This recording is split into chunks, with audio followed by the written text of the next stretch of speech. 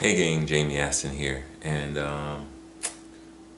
I'm back in Arkansas, and I just got something new. I got off the plane today, and this was a part of one of the things I wanted when I got back here from my vacation. This is a Pelican, Apex, or Fade, I don't know which one. 10-footer. And it's a non-angler. You all have seen me do this before. Install these rod holders. So I bought the same one I used on my other kayak. Atwood 30-degree flush rod holder sealed at the bottom. And I bought two of them.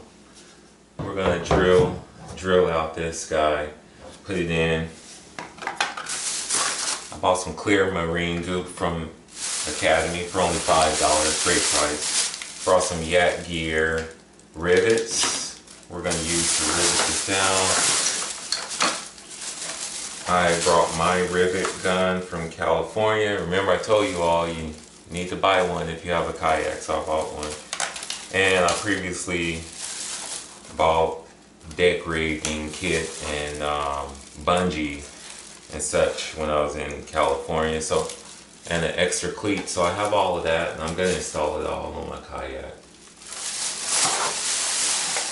I really like the fact that even though a lot of this stuff isn't on the kayak, on this particular kayak model, they at least have the starter pilot holes, or dip marks. They're not holes, they're just little dip grooves to let you know exactly where to drill in if these things would have been installed. So like if there would have been a center hatch, that would have been your starting point on zero, just like the rod holder. It's a day tripper by Carlisle, day tripper. And it's only $20 at Academy. So, you know, the well of it, I guess, tank well, what have you. It's pretty deep. It's pretty big. I'm going to be able to get my gear into this kayak the way I want to. I'm going to add the rod holders to my new Apex vacation kayak. And we're using an Atwood 30-degree rod holder. Yay!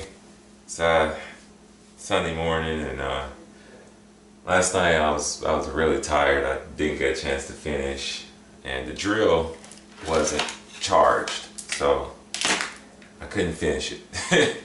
So I went to sleep this next morning, and so we're gonna go ahead and finish this, adding these rod mounts and such.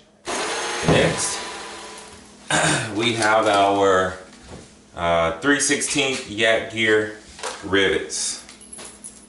So it's gonna take 6 of those guys. Just kind of pop them in. We're gonna take the marine goop and we're gonna pull it all back out. And we're gonna goop it all up inside of it. I just want to make sure everything is really lined up. So we're just gonna goop the mess out of this thing. As I told you all before, don't try to clean up the goop. Just let it dry, you can cut it around it later, but I did get clear marine goop this time, so I should. Now it's all back in place. I can put the rivets back in. Alright, we got the rod holders in place. Now we're going to install the pallet keeper system. Now what the pallet keeper system is for when I'm not fishing or paddling, I can lay the pallet on the side. Alright, so now we got pallet keeper on. I just gooped the holes and got the bungee at the right strength I wanted it to be on. Put this little lanyard piece on there, so now I'll just lay it on there. It's done. So we've outfitted this kayak with 2 rod holders for $8 a piece and some rigging that I already had. And so we're still under $300 to turn this $250 taller kayak into getting into more of what I need.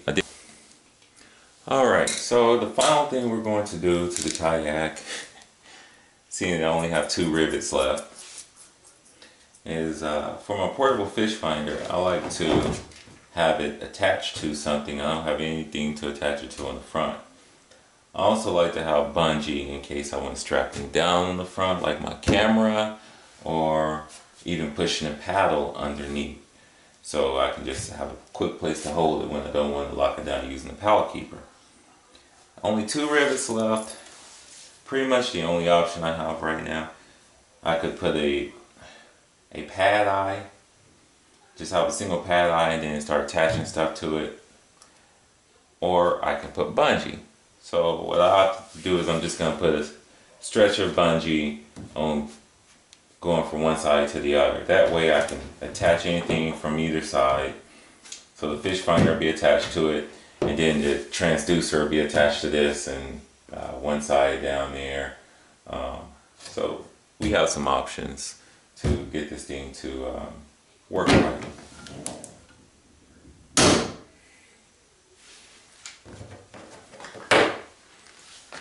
Alright, there it is. I just have 1 strip, so now I can hook this thing up. Make it a longer cord actually. With the little cap in here, I got a few of those. Hook my transducer up one point down there. We're done rigging on this kayak for the next few days, soon. Now it's time to find a place that the water isn't too high and too much current for me to get in and try this kayak out. Today or tomorrow, I don't know. I'm still jet lagged and tired. Oh.